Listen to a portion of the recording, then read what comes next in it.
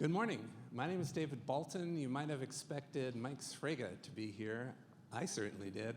His plane got diverted and won't arrive till later, so I'm filling in for him the best I can. Our topic for this panel has to do with the state of geopolitics in the Arctic. And I guess I would begin simply by saying, for most of the time since the end of the Cold War, the Arctic has been a relatively peaceful and stable part of our planet.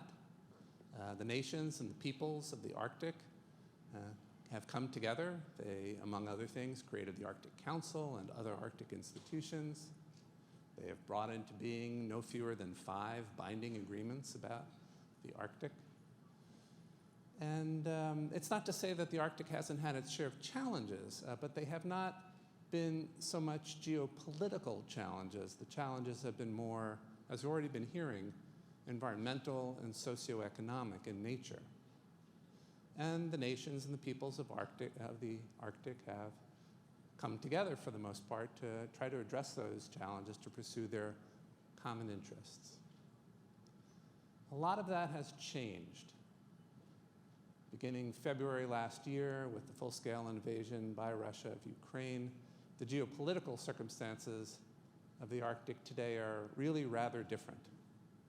And here to consider those differences and what we might do about them, we have, from my left moving forward, Kenneth Hu, who is the head of Greenland's representation here in the United States. Douglas Jones, he is a Deputy Assistant Secretary in the Bureau of European and Eurasian Affairs at the U.S. Department of State. We have Ambassador Thomas Winkler. He's Denmark's Arctic ambassador and senior Arctic official.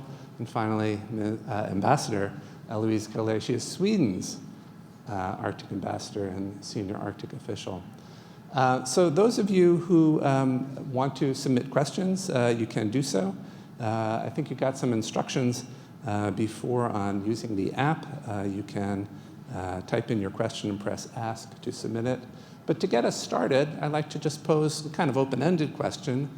How do each of you see the current geopolitical circumstances of the Arctic, and how is your government trying to grapple with them? Starting with you, Kenneth. Well, it's complicated, I would say, firstly. But we are trying to adapt to the new situation. We actually had a lot of trade in the past. Well, to be honest, up till the end of 2021 with Russia. That was one of our very important markets. We had a market share, or around 15% of our total fish exports was actually to Russia. And now it's 0.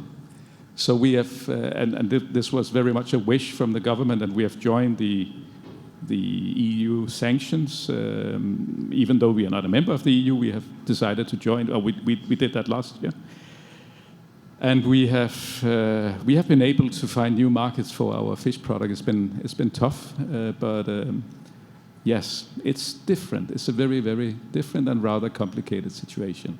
Okay, thank you, Douglas. Thank you, David. I think you've done a great job of setting the stage for this, and I think it is fair to say that we are at a turning point when we talk about geopolitics in the Arctic, especially after Russia's full-scale invasion of Ukraine last year. I mean, it is important to say up front that our goal remains an Arctic that is peaceful, low conflict, prosperous, and cooperative, but the geopolitical environment globally is changing, and the Arctic is not immune to those changes. In fact, I would argue the opposite. I think the Arctic is actually uniquely affected by a lot of these changes, particularly Russia. Russia's invasion of Ukraine was an assault on Ukraine, but it was also an assault on a lot of core fundamental international principles, which have underpinned the international order here in the Arctic as well. So sovereignty, territorial integrity, respect for borders. Russia is challenging all of those principles. And that has an impact on the Arctic, which has relied on respect for those principles for decades for peace and prosperity. At the same time, we are also increasingly in a global competition with the People's Republic of China, which is seeking greater influence and access here in the Arctic. And this is a nation that has fundamentally different perspectives on democratic freedoms, on human rights than we do. And in addition, we've seen increased cooperation between the two. So you asked what we do as a government about this. I mean, we are working to provide, to really uphold the principles that the Arctic has relied on as much as possible, and to foster international cooperation on the things that are important to the Arctic: climate change, people-to-people contact, to the extent that we can. I think it's important, as a final note, to point out, while we do face increasing challenges when we talk about the role that Russia is playing and China is playing, international cooperation is still a critical part of our approach, and we have some of our closest allies in the Arctic. So the other Arctic nations, Canada, Denmark, Iceland, Norway, Sweden, Finland, these are among our closest allies and like-minded and have a similar approach to these challenges. Thanks very much. Thomas, what are your perspectives? Well, apart from agreeing with Doug, which I do, including on our goal to preserve the Arctic as an area of low tension, but of course also not being naive at the same time, because we can just note, as you said, David, it has an impact. The seven of us have paused our cooperation with Russia in the Arctic Council, but note we've only paused it. So there's still a wish from our side, because we know that cooperation on Arctic governance without Russia in the long run does not make sense. So Russia is still a member of the Council, but of course we cannot cooperate with Russia at the moment. At the same time, while maintaining the ambition of low tension, we of course should not be naive. I mean, the Kingdom of Denmark have invested a lot of new resources in, let's call it, situation awareness in the Arctic, which is also a consequence of the geopolitical developments. I'm also happy, Doug, that you mentioned China, because I know we're all focused on Russia for obvious reasons, but the question of China has been on the agenda also before February of last year.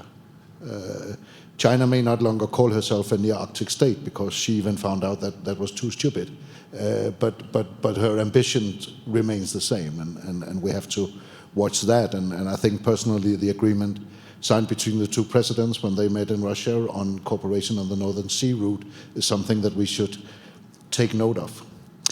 My second point, and I did hear a call earlier today that we should be ourselves, so I will be myself for a moment, and say what's really annoying for me as an Arctic ambassador is that the geopolitics, the security policy, the military issues are taking over the Arctic agenda.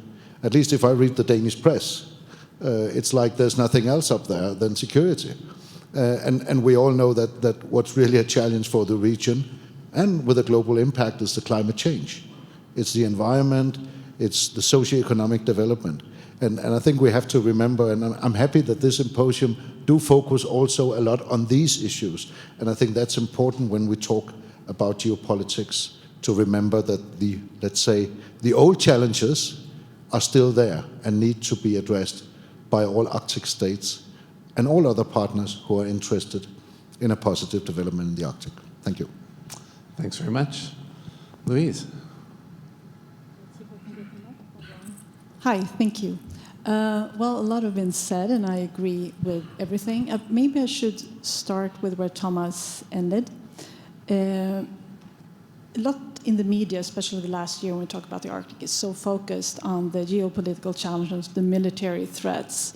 And I think it could be helpful maybe to zoom out of the Arctic to understand the military situation. We don't have a military buildup in the Arctic because of race for resources. This is more to do with the deterioration of relations between the West and Russia being played out in the Arctic, and not least around our area in the Arctic European part around the Kola Peninsula, where Russia have their strategic submarines based at the Northern Marine. So I think sometimes it could be wise to zoom out. Nonetheless, the geopolitical situation is affecting the Arctic. In Sweden and Finland, we have applied for NATO membership as a consequence of Russia's aggression on Ukraine and the changes and the challenges to the European security order. And we believe we will, when we become members, strengthen NATO's northern flank and contribute to increased stability in the Arctic through this. We are very concerned where we are now on the Arctic Council. The pause that we decided on, the blame is, I should say, is all on Russia, where we are right now. We are just trying to handle it, the 7 of us like-minded. The pause began when we were actually at a very good place in the Arctic cooperation. May 21, during the fantastic professional Icelandic chairmanship of the Arctic Council, we agreed that had been coming or discussed for many years, but we were able to agree on a strategic plan for the Arctic cooperation for the next 10 years. And it's quite fascinating, actually. You have the 8 Arctic states coming together on and agreeing on joint aspirations and ambitions for the Arctic. And, well, so there's a pause on that cooperation now. We are committed long-term to the Arctic Council to preserve and protect the Arctic Council structures. We are very happy that Norway is taking over the chairmanship mid-May. We do hope this will mean that we will be able to do more cooperation. But there is no way or no room for going back to any business as usual with Russia. So where this will end, we don't know. I just want everyone to hear that we are very committed to long-term to the Arctic Council. Thank you. Thank you very much. Well, both Thomas and Louise mentioned articles in the press. I assume many others have seen them too, suggesting that geopolitics and the nature of confrontation in the Arctic is upon us. So I guess I'd like to ask, what is your perception? How worried should we really be about serious conflict in the Arctic? Or do you perceive it to be still relatively peaceful and stable despite the tensions? What's your assessment of the current state of conflict in the Arctic? Yeah, who wants to go? Don't be bashful. So it's a great question. I think we are seeing rising tensions in the Arctic, but it's still our assessment that the chances of conflict in the Arctic are low. However, there is increased risk of spillover from other, particularly as a result of the war in Ukraine and Russia's increasing military presence in the Arctic. So, Russia's Arctic presence has been somewhat impacted by the war in Ukraine. We've seen particularly their conventional land forces have been badly degraded, including those that were present in the Arctic. But we've seen really no impact in the maritime and air domain, and those are the 2 domains probably most relevant to presence in the Arctic. And so the challenge still remains there. And so I think, and we've seen a Russia that's been more aggressive, perhaps willing to take more risk in its unsafe and unprofessional interactions with our own forces, and this is a risk. So I think it's right now imperative, given Russia's aggressive behavior, it's a demonstration that it's willing to use force to redraw boundaries, that we have strong deterrence and defense, including in the high north and the Arctic, to deter any misbehavior by Russia, but at the same time, seeking to preserve the Arctic as an area of low conflict. Any other thoughts? Yes, Thomas. Again, I agree. It becomes a bit boring. I think I don't see any risk of conflict in the Arctic because of the Arctic. I mean, let's let's get rid of these sort of James Bond scenarios about somebody occupying the continental shelf or issues like that. And I think we should also remind ourselves that there are still cooperations going on. I mean, David, you mentioned the treaties like the Search and Rescue Treaty. Those corporations are still there. We also noted that the Commission on the Continental Shelf gave out its opinion on the Russian submission in the end of February in Copenhagen and in Nuuk. We think that's a very, very good decision because it actually aligns with our submissions in the area north of Greenland or in the Arctic Ocean. And I think we should pay very careful attention to what Russia has not said in that context, because she has actually not said anything. She could have used the opportunity to come out and claim stuff, but she has not done that, of course, yet. So there is still cooperation going on in areas which are treaty-based, and we need to try to maintain them as long as it's, of course, also in our interest, which it is. Thank you. Thank you. Kenneth, you had something to add? I think we have to remember the core of the Arctic cooperation. I myself, I'm from southern Greenland, Ravak, and when I go down to the beach in my hometown of Ahotto, then I can easily find a piece of driftwood, and normally this piece of driftwood is actually of larch from Siberia or pine from Siberia. And of course, this means that not only driftwoods gets down to our shores from the Arctic Ocean, it's also things that we wouldn't like to have on our shores, in our waters. So, and this is the core of the Arctic cooperation. That was the environmental issues in the Arctic. And I think, we just have to remember that. This is so important.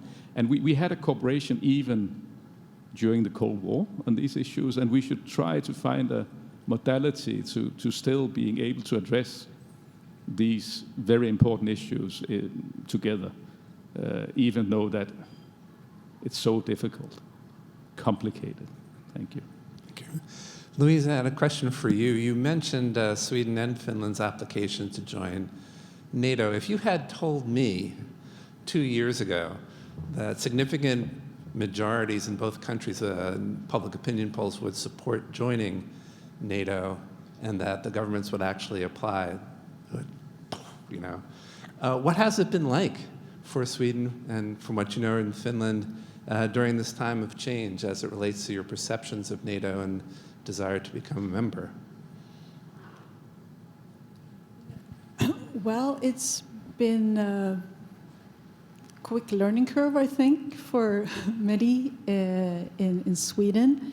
But we have, for years, been very close partners to NATO on the military side and very well integrated. So on that side, not much of a change. I think the perception in the Swedish public of us as military non-aligned will take a little bit more time to, adjust to this new role. But, it is a changing time in history, what's happening in Ukraine, and that, was no other possibility for us than really to apply for membership in NATO. Okay. Thomas mentioned the Arctic Council. I think you did too. So we're coming up on a transition, right? I'm curious for your sense of how is this transition likely to go? What are your hopes for the Norwegian chairmanship? I note that just earlier this week, Norway outlined its priorities as the incoming chair. What do you think of those? How can we use the Council in this time when business as usual with Russia remains, to put it lightly, problematic? Anybody want to take that? Yes, Thomas. At the moment, our expectation is that the transition will go smoothly. It's been agreed between all 8 states how it's going to work in practice and in bureaucracy. So that's our expectations at the moment. And of course, it would be very strange if Denmark and Sweden sitting up here would not say we, of course, fully support the Norwegian chairmanship.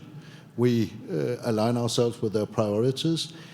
Remember, everybody, that we have the Norwegians coming in now. They are followed by the Kingdom of Denmark and Sweden. So we have 6 years of, let's call it Nordic chairmanship of the Arctic Council. The last time we had that, a lot of positive things happened. Of course, we recognize that the situation is different today, and as Louise said, we are really trying to be imaginative, to find ways to protect the Arctic Council as the main body of Arctic governance,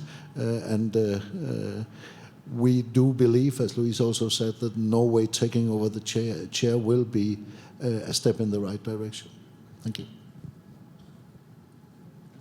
Go ahead, Douglas. Thanks. So now it's my time chance to agree with Thomas, but a couple additional points I wanted to make. I think it's we are looking forward to a smooth transition to the Norwegian chairship. I think I want to disagree a little bit with the characterization that's been made of an Arctic Council that's sort of frozen or on pause. So we have paused cooperation or those projects of the Arctic Council that involve Russia, but work is continuing on the projects of the Arctic Council that do not involve Russia, and that's the majority of projects. So the Arctic Council continues to function, but we're in a different situation following Russia's invasion of Ukraine. So this was an act of aggression against a peaceful neighbor. We have a Russia that is committing war crimes, whose leader has been charged with war crimes, including deportation of children, and this has made our cooperation with Russia virtually impossible on a number of levels.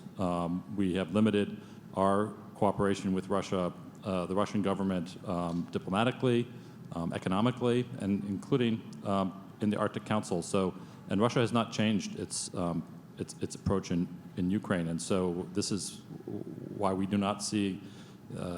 It's impossible to see any return to business as usual with Russia until they walk back from the invasion of Ukraine. But we support the Arctic Council. The Arctic Council needs to remain in the forefront of Arctic governance, and we'll work out ways together as our common challenge to preserve the Council, including under these circumstances. Yep. Kenneth, yes. Yeah, I mean, we are, how should I put it, a fully Arctic country. And of course, the Arctic Council is of very big importance for Nærøyasut, the government of Greenland. And, well, it is our most important arena for multilateral participation, together with the government of Denmark, together with Thomas. And yes, of course, we also hope that we will find a way to get this transition conducted in the best way possible under the circumstances. I just want to make a link to the panel, the first panel of today, right? I mean, I think one reason, there's so many reasons to keep the Arctic Council operating, but one of them is that the permanent participants, the representative of the indigenous peoples, they are on the council. And I think that's, I mean, there are many unique features of the council, but this is one of them. And we do put really great emphasis on including the permanent participants as much as we can in the decisions we're taking. So I mean, I don't think there's a lack of arguments why we should preserve the Arctic Council. There are even some additional ones, but of course, as Doug said, it's not easy, but we will strive to find a way forward. Thank you. So I can add from personal experience that yes, it is the engagement of the Arctic indigenous peoples as represented by the permanent participant organizations that gives to the Council legitimacy, authenticity that other international fora sometimes lack. I value that greatly. And yet, even in this space, there are some challenges. One of the 6 permanent participant groups is wholly Russian in nature, and 3 of the 5 others have Russian members. And communication with some of them is challenging as well. I just say this to suggest that there are challenges of many different kinds as the Council moves forward. There have been some, again in the media, who suggested that perhaps the Arctic Council is dying, that the Seven should create a different institution without Russia. That's not what I'm hearing from you. I'm hearing from you a commitment to the Council as it is, even though business as usual with Russia for the time being remains, I think to use your phrase, Douglas, virtually impossible. Am I understanding this correctly? Yes. Then, let me just play devil's advocate. What would be wrong with creating a different group, a group of 7, including the permanent participant organizations as much as possible? What's wrong with that approach? Louise. Do I have to answer this? Of course, it's possible. The 7 of our countries are already cooperating in many different areas. The Nordic countries, we are cooperating. You see our universities are cooperating. So, but we are 8 Arctic states who shares some common challenges in the Arctic. This is a cold area. There are sparsely populated areas. We share both, from environmental issues to finding a future for youth to remain in the northern areas. These are challenges that we think that we should cooperate among us, 8, in long term. For now, it's not possible. Okay. I think Kenneth was next, and maybe Thomas. I'm just referring to my story. That's the problem. Things are connected, and how should I put it? What happens in the Arctic flows around in the Arctic, So that's the reason why we should strive for keeping some kind of cooperation still. Okay, thank you. Thomas? I would also refer to Kenneth's story. I think it's a very, very clear picture of why a lot of things that we do or have to do in the Arctic has to include Russia some way or the other if it has to have the impact that we needed. Our reporting to the IPCC on the climate change in the Arctic without Russian data is incomplete. And then perhaps if I will zoom out to the geopolitics, if the Arctic Council somehow changes status or nature, there will be others who may want to make Arctic governance bodies, including actors from outside the Arctic. I don't think that's in the interest of any Arctic state or for the permanent participants. Thank you. Thank you. Douglas? Just briefly to say, we are wedded to the principle that Arctic governance should remain the purview of the Arctic states, and I think that still applies even under the current circumstances. Inevitably, there will be and there is greater cooperation among the 7 like-minded. I think outside of the Arctic Council, which does not deal with security issues, when Finland and Sweden join NATO, and we hope that they will join NATO, we strongly support their membership. We'll have 7 of the 8 Arctic countries in the alliance, and so there will be increased cooperation there. But I want to agree also with Thomas's final point. If we do create alternative structures to the Arctic Council that involve the 7, we can expect a counter-reaction, which is that, of course, Russia would seek to create other bodies, perhaps involving China or other actors that are seeking a role in the Arctic. And I think that kind of structure of having dueling governance structures is not in our collective interest. Okay, thanks very much. So we have some time for Q&A from the audience. You can submit them electronically, and if that doesn't work, and if we have microphones, we could also try that. Hang on here, I really should have brought my glasses.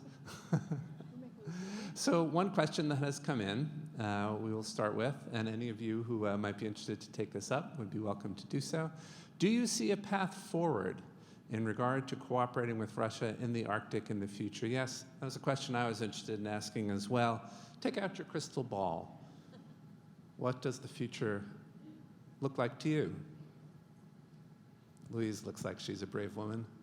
Well, I think when Russia ends the war in Ukraine, there will be a time where we can discuss the future cooperation with Russia in the Arctic. But before that, it will be really, really difficult.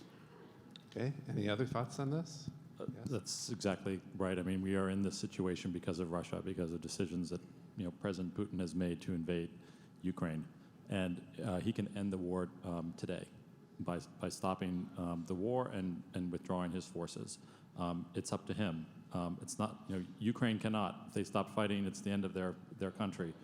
Russia stops fighting, it's the end of the war, and then we can talk about a return to cooperation. But as long as they pursue this course, we don't see how there is any return, and we find this cooperation impossible.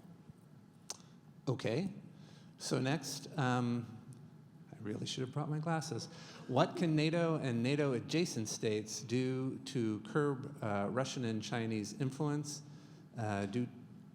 Sorry, I just lost that. Due to Russia's ownership of the Northern Sea Route. So I guess the question has to do with, is there a role for NATO as NATO in dealing with the question of shipping through the Northern Sea Route? That's an interesting question. Does anybody have a perspective on that?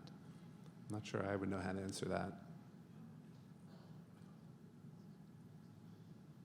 I can try it. I think that there is an important role for NATO in the Arctic, but perhaps not directly connected to the question of the Northern Sea Route. So I think that NATO is a defensive alliance. It has 5, soon to be 7 members that are Arctic states. And we talked earlier about the increasing importance of strong deterrence and defense in the face of Russia's increasingly aggressive international behavior, and that applies in the Arctic, or in the High North, as we refer in NATO to it. And so you're going to see, and we should see, increased NATO focus on the High North and increased presence and exercises to demonstrate that strong deterrence and defense, which is really critical to our overall strategy of keeping the Arctic as a peaceful and low conflict area. Okay. There was a question. Oh, I'm sorry, Thomas. Yes, please. No, I mean, I can't help but picking up what Doug said and reply back to whoever posed the question and say, whenever you talk about security policy, military issues in the Arctic, you have to define what Arctic you are talking about. I mean, I think NATO have found a good way forward on this sort of high north, but I think, and that's at least from the debate in Denmark, that sometimes I really have to go in and say, are you talking about the North Atlantic and the Barents Sea and the Northern Sea Route? Are you talking about the Arctic Ocean? Are you talking about the Norway Sea, and so on and so forth? I think we really have to focus these sorts of discussion on what area of the Arctic we're talking about, because the assessment in different parts of the Arctic is different. Indeed. And of course we need situation awareness all around, but the situations are different, and therefore the answers also may be different in different parts of what we broadly call the Arctic. Thank you. Thank you. So there's a question that is intriguing to me. Given the trajectory of the Chinese spy balloon, there were some other objects up in the air as well. Is there a need for a greater cross-Arctic cooperation, presumably among the 7, on security and intelligence? Any thoughts about that?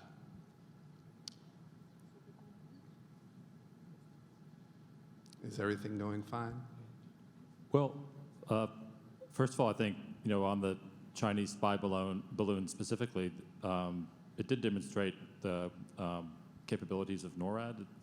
It detected and tracked this spy balloon as it entered Alaskan airspace, and then subsequently, after that spy balloon was shot down, later detecting other unidentified objects, and you saw Canadian and U.S. forces cooperating to take those objects out as well. So I think that was a good example of NORAD doing its job. But to answer the question, yes, there is a imperative for greater Arctic cooperation on security and intelligence, and I think that's really why NATO is so important and relevant, and why it's another argument why we so strongly support Finland and Sweden joining the alliance because it provides the platform for that kind of cooperation on security.